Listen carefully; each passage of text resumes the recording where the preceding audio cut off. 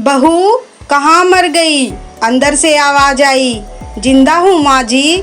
तो फिर मेरी चाय क्यों अभी तक नहीं आई? कब से पूजा करके बैठी हूँ।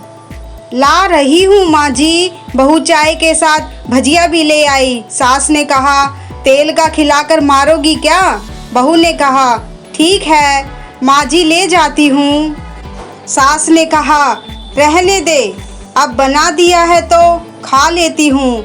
सास ने भजिया उठाई और कहा, कितनी गंदी भजिया बनाई है तुमने।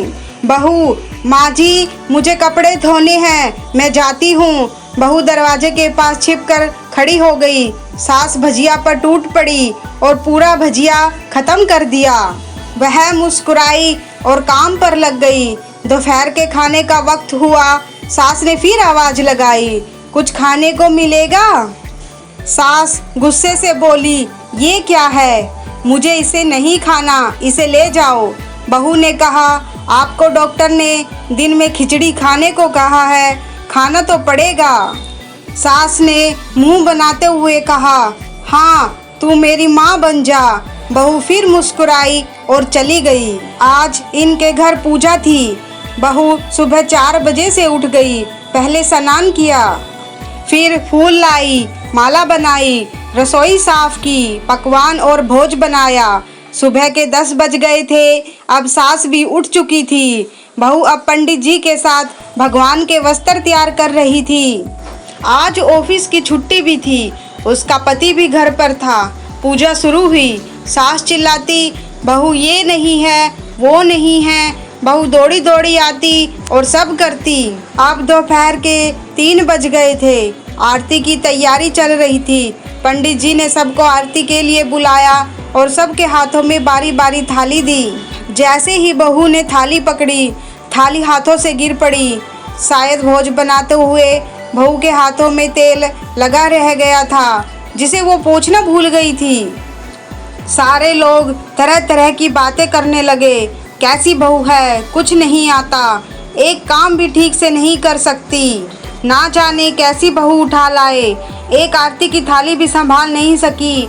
उसका पति भी गुस्सा हो गया, पर सास चुप रही, कुछ नहीं कहा, बस यही बोल के छोड़ दिया, सीख रही है, सब सीख जाएगी धीरे धीरे। अब सबको खाना परोसा जाने लगा। बहू दौड़ दौड़ कर खाना देती, फिर पानी लाती। करीब 70-80 लोग हो गए थे। इधर 2 नौकर और बहू अकेली। फिर भी वहाँ सारा काम बहुत ही अच्छे तरीके से हो रहा था। अब उसकी सास और कुछ आस पड़ोस के लोग खाने पर बैठे। बहू ने खाना परोसना शुरू किया। जैसे ही सास ने पहला निवाला खाया, बोली, तुमने नमक ठीक नहीं डाला क्या? एक काम ठीक से नहीं कर सकती? पता नहीं मेरे बाद कैसे ये घर संभालेगी। आस पड़ोस वालों को तो जानते ही हो, वो बस बहाना ढूंढते हैं नुक्स निकालने का। फिर वो सब शुरू हो गए, ऐसा खाना है, ऐसी बहू है, ये वो वगैरह वगैरह। दिन का खाना हो चुका था। अब बहू बर्तन साफ करने नौकरों के साथ लग गई। रात में जगराते का कार्यक्रम रखा गया था। बहू भी 1-2 गीत गाने के लिए स्टेज पर चढ़ी। सास जोर से चिल्लाई, मेरी नाक मत कटा देना, गाना नहीं आता तो मत गा, वापिस आ जा। बहू मुस्कुराई और गाने लगी। सबने उसके गाने की तारीफ की, पर सास मुंह फुलाते हुए बोली, इससे अच्छा तो मैं गाती थी जवानी में, तुझे तो कुछ भी नहीं आता। बहू मुस्कुराई और चली गई। अब रात का खाना खिलाया जा रहा था। उसके पति के ऑफिस के दोस्त साइड में ही ड्रिंक करने लगे। उसका पति चिल्लाता, थोड़ी बर्फ लाओ, तो सास चिल्लाती, यहाँ दाल नहीं है। फिर चिल्लाता, कोल्ड ड्रिंक नहीं है, पापड़ ले आओ। इधर उधर के चक्कर में आखिर में उसके पति की शराब गिर पड़ी और बोतल टूट गई। पति गुस्से में 2 थप्पड़ अपनी पत्नी को लगाते हुए कहता है, जाहिल कहीं की, देख कर नहीं कर सकती थी, तुझे इतना भी नहीं आता। सारे लोग देखने लगे। उसकी पत्नी रोते हुए कमरे की तरफ दौड़ी। फिर उसके दोस्तों ने कहा, क्या यार, पूरा मूड खराब कर दिया, यहाँ नहीं बुलाया होता, हम कहीं और पार्टी कर लेते। कैसी अनपढ़ गवार बीबी ला रखी है तूने, उसे तो मेहमानों की इज्जत और काम करना नहीं आता। तुमने तो हमारी बेइज्जती करा दी। अब आस पड़ोस की औरतों को और बहाना मिल गया था। वो कहने लगी, देखो क्या कर दिया तुम्हारी बहू ने, किसी काम की नहीं है। मैं तो कहती हूँ अपने बेटे की दूसरी शादी करा दो, छुटकारा पाओ इस गवार से। सास उठी, अपने बेटे के पास जाकर उसे थप्पड़ मारा और कहा, अरे नालायक, तूने मेरी बहू को मारा, तेरी हिम्मत कैसे हुई, तेरी टांग तोड़ दूंगी। उसके बेटे के दोस्त कुछ कहने ही वाले थे कि उसकी माँ ने घूरते हुए कहा, चुप, बिल्कुल चुप, यहाँ दारू पीने आए हो, जबकि पता है आज पूजा है और तुम्हें पार्टी करनी है। कैसे संस्कार दिए हैं तुम्हारे माता पिता ने। और किसने मेरी बहू को जाहिल बोला, जरा इधर तो आओ, चप्पल से मारूंगी अगर मेरी बहू को किसी ने एक शब्द भी कहा तो। अरे पापी, तूने उस लड़की को बस इसीलिए मारा कि उससे तेरी शराब की बोतल गिर गई। पापी, वो बच्ची सुबह 4 बजे से उठी है, घर का काम कर रही है, ना सुबह से नाश्ता किया ना दिन का खाना खाया, फिर भी हंसते हुए, सबकी बातें सुनते हुए, ताने सुनते हुए घर के कामों में लगी रही। तेरे यार दोस्तों को वो अच्छी नहीं लगी। जूते से मारूंगी तेरे दोस्तों को, जो कभी उन्होंने ऐसा दोहराया। उसके यार दोस्त चुपके से खिसक लिए।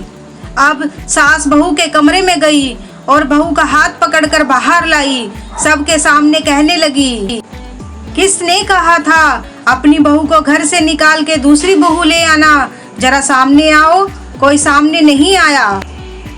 फिर सास ने कहा, तुम जानते भी क्या हो इस लड़की के बारे में, ये मेरी माँ भी है, बेटी भी। माँ इसलिए कि ये मुझे गलत काम करने पर डांटती है, और बेटी इसलिए कि ये हमेशा मेरे दिल की भावनाएं समझ जाती है, मेरी दिन रात सेवा करती है, मेरे 1000 ताने सुनती है, पर एक शब्द भी गलत नहीं कहती, ना सामने ना पीठ पीछे। और तुम कहते हो दूसरी बहू ले आऊं? याद है ना छुटकी की दादी, अपनी बहू की करतूत। सास ने गुस्से से पड़ोस की महिला से कहा, अभी पिछले हफ्ते ही तुम्हारे बच्चे तुम दोनों मियाँ बीबी को भूखे छोड़ घूमने चले गए थे। मेरी इसी बहू ने 7 दिनों तक तुम्हारे घर पर खाना पानी बनाया, यहाँ तक कि तुम्हारे पैर भी दबाती थी, और तुम इसे जाहिल बोलती हो। जाहिल तो तुम सब हो, जो कोयल और हीरे में फर्क नहीं जानते। अगर आइंदा मेरी बहू के बारे में किसी ने एक लफ्ज भी बोला तो मुझसे बुरा कोई नहीं होगा, क्योंकि ये मेरी बहू नहीं, मेरी बेटी है। बहू सिसकियां भरते हुए फिर कमरे में चली गई। सास ने एक प्लेट उठाई और भोजन परोसा और बहू के कमरे में खुद ले गई। सास को भोजन लाते देखा तो बहू ने कहा, अरे माँ जी, आप क्या कर रही हो, मैं खुद ले लेती। सास ने प्यार से ताना मारते हुए कहा, डर मत, इसमें जहर नहीं है, मार नहीं डालूंगी तुझे। तुझे नई सास चाहिए होगी, पर मुझे अभी भी तू ही मेरे घर की बहू चाहिए। बहू ने अपनी सास को रोते हुए गले से लगा लिया। सास भी रो दी पहली बार और कहा, चल खाना खा ले।